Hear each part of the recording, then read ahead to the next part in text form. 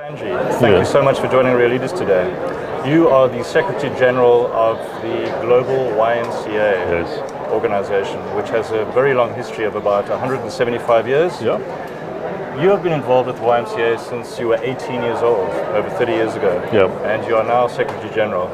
Please tell me your journey of how you became involved in the YMCA initially and what it means to you today to become the head of such a great organization.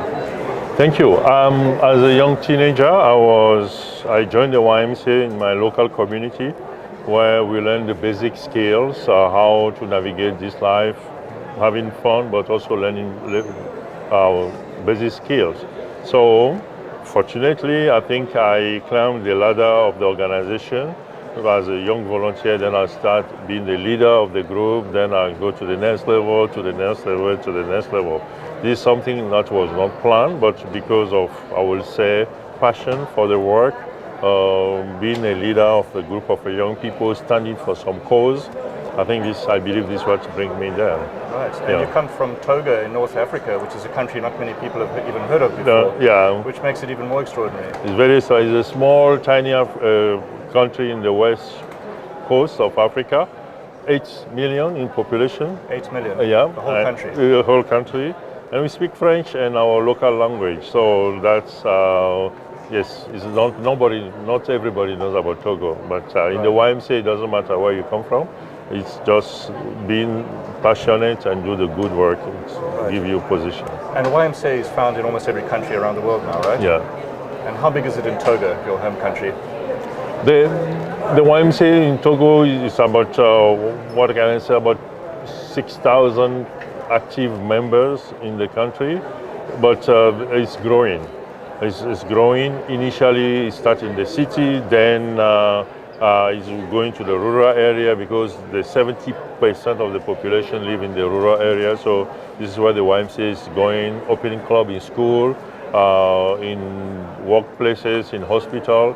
And we have a YMCA in prisons because big population of young people are in prison. So we say wherever young people are, YMCA should be there. Right. So we have many programs we call it youth justice program for young people. What do those reform programs look like? What kind of exercises do you do with the young people that are in prison? You'll be surprised, no exercise, because in Africa we don't have those facilities for inmates to do exercise.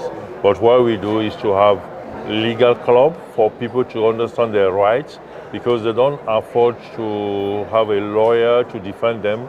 So they self-defend themselves. They come together and build a case, and then they go to the courts and to defend and be successful. So YMCA is a space where they learn those skills to self-help and to do that. So no exercise, but mental exercise. Right. Yeah. So tell me about the history of YMCA, what it was before and what it's becoming, because obviously it's changed over the years into something very different.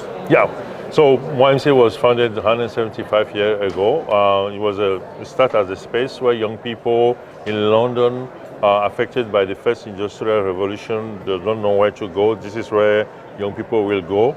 And it continues like that, but it becomes so diverse that gradually we move from that sector of young people to be in the community doing everything.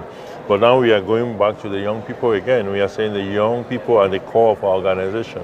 And what we are good at is to build the resilience of young people, is build the leadership skill of young people in the community, so that wherever young people are, they know how to lead, how to take initiative, how to make change in the community. So more and more YMCA is turning to sustainable development goal. We have 4 key priorities: climate, health, focusing on mental health, civic engagement, young people voice need to be heard to mobilize themselves, and also economic empowerment of young people. So this is what the YMCA is becoming now. Right, and you've seen in the last week with the climate action, 16-year-old Greta Thunberg leading millions of followers around the world. Yeah. That must be a big inspiration for you to show that young people can actually do these amazing big things on a large scale. I would say Greta was inspired by the YMCA. Really? Because before Greta, there are many other young people doing this. They are not just being on the media to be promoted, but all over the places, young people through YMCA and other sister organizations are raising their voice. I tell you the story of Liberia. The last election of Liberia, the politicians were fighting again. Liberia just came from civil war. young people in the YMCA, they went to occupy the parliament and to say, we don't want a war anymore. If you don't solve this problem, we're going to deal with you. And the young people, they forced the politician to have an agreement. That saved the country for a civil war. That was generated from the YMCA. And many other, South Sudan, Kenya, during the conflict, many other places, young people are having those voices to stand up to say, no, this is what we want to give. So we are so proud of Greta as a young person to do it. Many other millions of young people around the world are doing that work. Yeah. And a lot of people are saying that young people's solutions seem to be too simplistic. What do you say to that? Yes and no. Yes and no. But the best solution are the simplest one that can be replicated. So yes for that. But who can find solution? It's only those people who are suffering for the problem that can find the solution. That's why the YMCA, we are now back in the youth-led solution series. So we are having summits where young people will become social innovators. So what we are looking for is to find people who can inspire young people, not just to march, but to also provide solutions. So last Saturday, after the big march on Friday, we have in 93 areas across the world, young people doing watch and do parties together with the Climate Youth Action here, and to say, okay, they listen to the speeches here, but after that they say, what does it mean for us? We have a lot of reports in social media. Young people went to the beach to clean the beach and to do things and say, this is our commitment, how do we reduce the use of plastic, etc. So from the YMCA we say, beyond marching, we need to do the action. So it might be simple, but this is working. And I think this is what the world needs. We don't need necessarily complicated solution to the problem.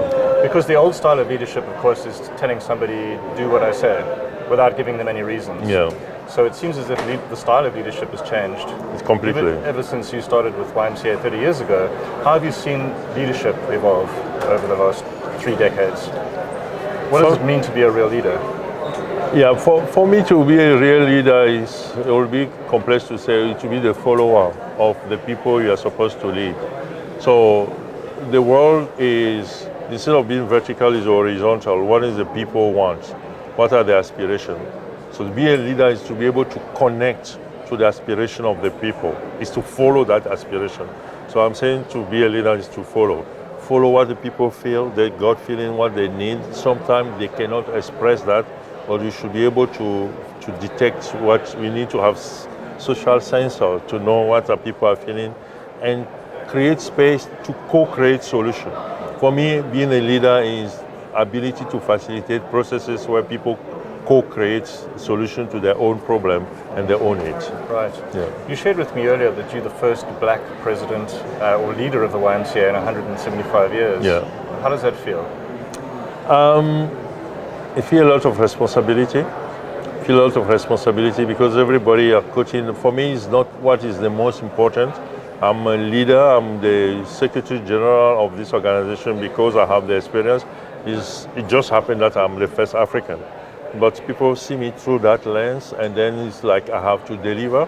And my people back home on Africa, sometimes they say, don't fail us, make us proud. So it's a lot of pressure, but I'm very comfortable. Sometimes it comes with some prestige, but the responsibility is more than the prestige. Right, and what have you got planned for the YMCA going forward? What is the YMCA of the 21st century? That's what we need to do now, using the young people. Because we were founded in the first industrial revolution, we are now in the fourth one. So the situation is changing. How do we adapt to that? How do we move from analog to digital? So YMCA is still analog in many places. So moving to the digital, this organization 2 or 3.0, that's my plan. But it won't come from me, from the young people. That's why my strategy is really to open spaces, hold that space for young people to come and provide the solution for themselves. Right, and to keep such an old organization going into the future, you obviously need to innovate and reinvent yourself on a regular basis. Yeah. What kind of innovative solutions are you looking at to reinvent yourself in the next decade? Usually the YMCA provides services. So The innovation is how do we make young people funding their own services. So it's a kind of social technology we are thinking or working on to capacitate the young people to be the solution provider for themselves and their community. So basically, YMCA is based on triangle.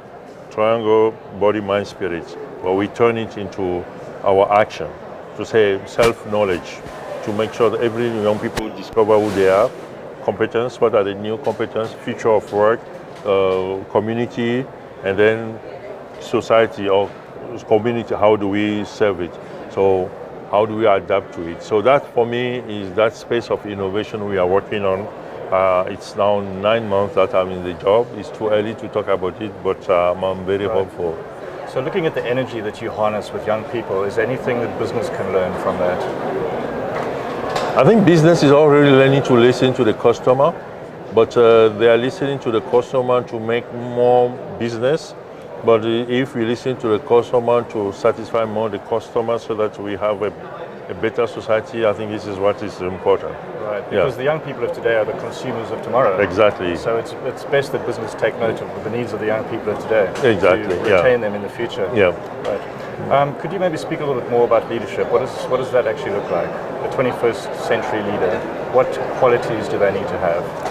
I think the quality, as I said before, is the ability to perceive beyond what is on the surface of the real need of the people, what are the real needs of the society, and then enable the people to come with the solution. Leadership is not kind of fast food approach, or food is already served, but it's to put ingredients so that people come together and have their food the way they want and do it the way they want so that they are happy about it. I think the past leadership will provide solution.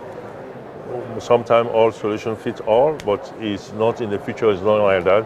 It's that co-creation and make sure that everybody tailor-made, but they are participating to cook their own solution the way they want. Right. Yeah. What motivates you to get out of bed every morning and do what you do?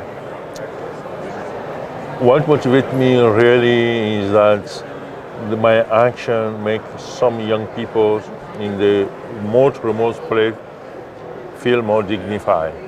Or the peoples, the refugee, the migrant feel that their dignity have been restored.